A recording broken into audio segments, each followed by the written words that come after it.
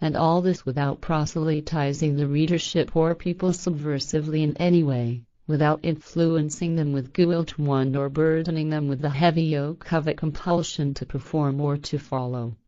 The Goblet of Truth is based on knowledge, wisdom, the skills and the ability of a true prophet and proclaimer.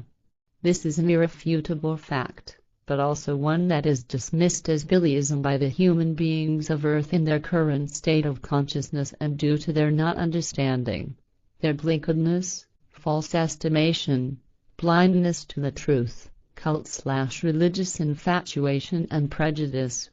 However, no single human being on Earth with the current status of evolution possesses even anything approaching the possibilities, the skill, the aptitudes or the knowledge and wisdom to access the old legacy in the storage levels.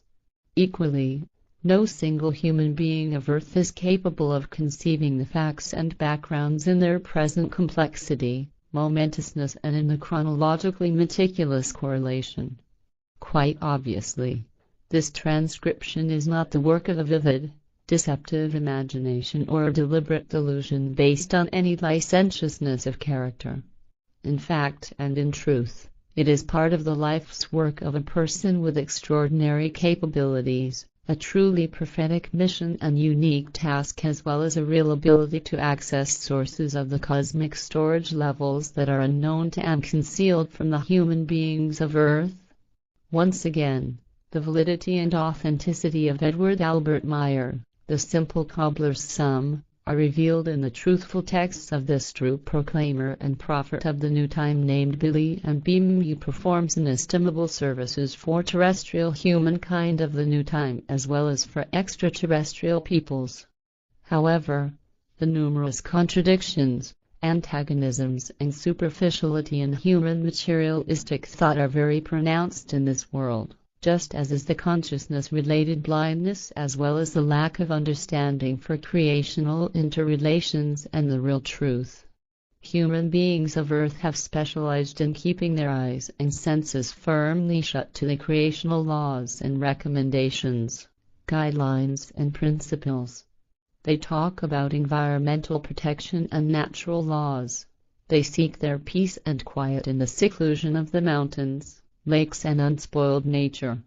They nourish and delight their senses, psyche and feelings in the image and the trappings of the natural beauty of flowers, plants, animals and landscapes. Nevertheless, they are forgetting to look into their true nature and into their primal powers that are binding even on people, as they also forget to adapt their own behavior to these principles. They wish to recognize their own existence as a part of nature and surround themselves with natural glory, caring for gardens, parks and setting up natural parks. Nevertheless, they constantly try to move outside of nature's laws and recommendations, attempting to control them with give out. Down to the present day, the human beings of Earth have not learned to be a true part of creation and its laws, principles and recommendations. Even the smallest stone does not fall unnoticed to the bottom of the lakes, ponds or streams, and it is indeed registered by their waters. However, even the last prophet of the one line stands as a lonely voice in the overpopulated desert, in the midst of people, and so far he has been scarcely heeded. This has happened in spite of him lingering for 7 decades since 1937, amidst what are now 2008, 7.5 billion human beings of Earth, and it has not been rare for him to make himself talked about.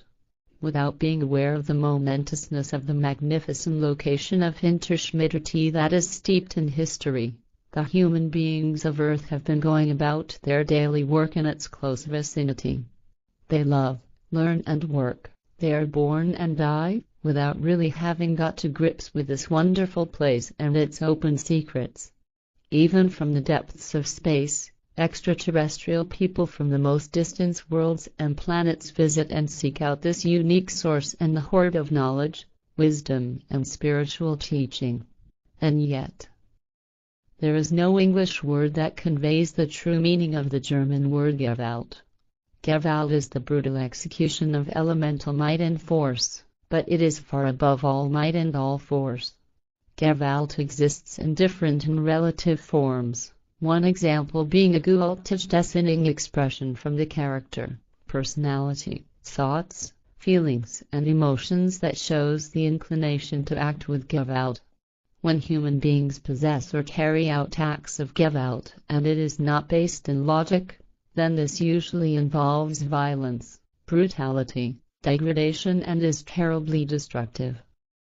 Beautiful small country, and in the immediate vicinity of small towns, villages and hamlets, there are things and events happening that are really unimaginable for many human beings of Earth. However, this fact had already been predicted by the prophet Enoch millennia ago, who also indicated that the prophet of the new time, the guardian of the treasure, would start his great mission in the land of peace, named Elvet, by instructing and teaching people in small groups. His birth on 3 February 1937 in Villach, Switzerland, initiated a major change in the Earth's history, although one that has gone largely unnoticed by earthly humankind. The quiet revolution of truth had begun.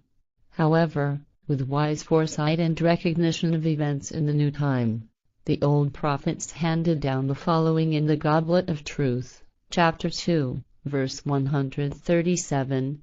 There were many proclaimers, prophets, who in truth brought the teaching of truth, the teaching of spirit, the teaching of life, and representatives followed in their footsteps who explained obvious signs evidence of the truth of the prophets and bore witness to their truthfulness, and yet you did not want to listen to them, neither to the prophets nor to the representatives.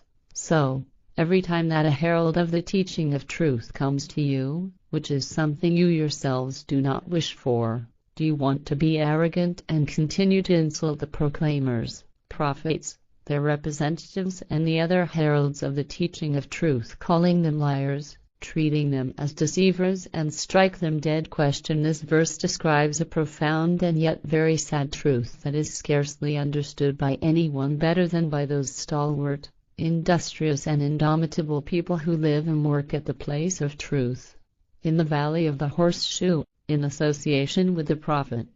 They are the witnesses of manifold and fair treatment and affirmations by the reasonless ones, the misguided ones and the unwise ones against the true prophet. However, those people have learned from his example how to live with senselessness and not to despair in the face of the illogicality, unfounded attacks, evil assumptions and the lack of understanding shown by humankind. In the seclusion of the TSS Valley in Azir-Charaberland, which is accessible to anyone, fabulous and futuristic events truly characterize the everyday life of the members of the FIGU Association Free Community of Interests for the Border and Spiritual Sciences and Ufological Studies, namely the real meetings of the Prophet being with extraterrestrial people as well as the origination of a unique and priceless teaching. This fact alone will be entirely beyond the power of imagination of the majority of the people of this planet for many centuries.